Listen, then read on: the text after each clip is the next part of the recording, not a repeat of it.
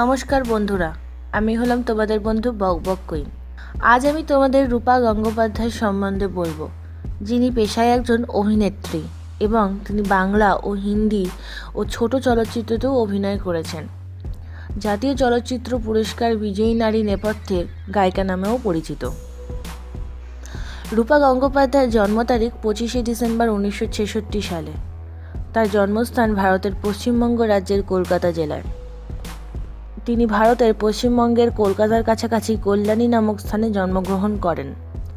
রূপা গাঙ্গুলি একটি যৌথ হিন্দু পরিবারে বড় হয়েছেন। তিনি বেলতলা মহিলা উচ্চ বিদ্যালয় থেকে মাধ্যমিক জীবন সম্পন্ন করেন।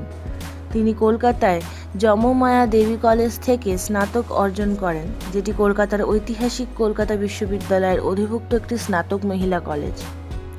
রূপা গঙ্গোপাধ্যায়ের দাম্পত্য সঙ্গী ধ্রুব মুখার্জি।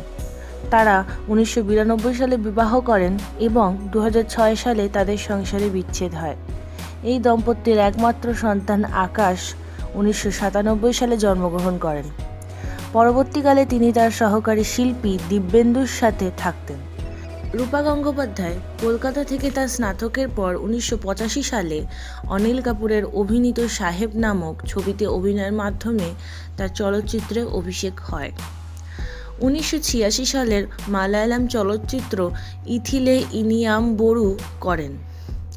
তিনি 1988 সালে সফল টেলিভিশন সিরিজ মহাভারত দ্রৌপদী চরিত্রে এবং 1993 সালে গৌতম ঘোষের পদ্মা নদীর মাঝি ছবিতে অসাধারণ অভিনয়ের জন্য জনপ্রিয় হন। এছাড়াও অপর্ণা সেনের যুগান্ত এবং 2006 সালের ঋতুপর্ণ ঘোষের পরিচালিত অন্তর্মহল ছবিতে অসাধারণ অভিনয় করেন। তারপর তিনি কলকাতায় স্থানান্তরিত হন এবং অসংখ্য বাংলা ছবি করেন। তিনি 2004 সালে অঞ্জন দত্তের পরিচালনায় বউ ব্যারাকাস ফরএভার নামের একটি ইংরেজি চলচ্চিত্রতে কাজ করেন।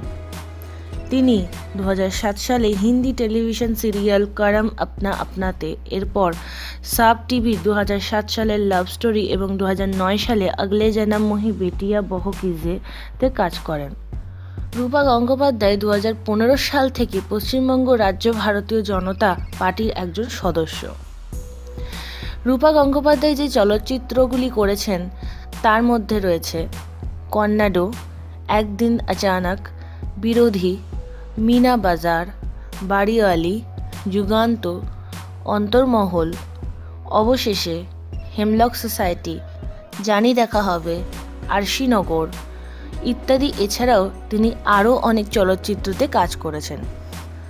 তিনি টেলিভিশনে যেসব কাজ করেছেন তার মধ্যে রয়েছে গণদেবতা, মহাভারত, সুকন্যা, চন্দ্রকথা, কস্তুরী, টিভি সিরিজ ইত্যাদি। তার পুরস্কারগুলি হল কলাকার পুরস্কার, 2002 সালে বিজয়ী জাতীয় চলচ্চিত্র পুরস্কার সেরা শিল্পী, অবশেষে। এতদিন তিনি ভালো ভালো চলচ্চিত্রে অভিনয় করে আমাদেরকে আনন্দিত করেছেন। এখন এটাই দেখার বিষয় রাজনীতিতে তিনি মানুষের জন্য কতটা কি করতে পারেন। ধন্যবাদ বন্ধুরা এই ভিডিওটি দেখার জন্যে। লাইক, শেয়ার, কমেন্ট এবং অবশ্যই সাবস্ক্রাইব করো।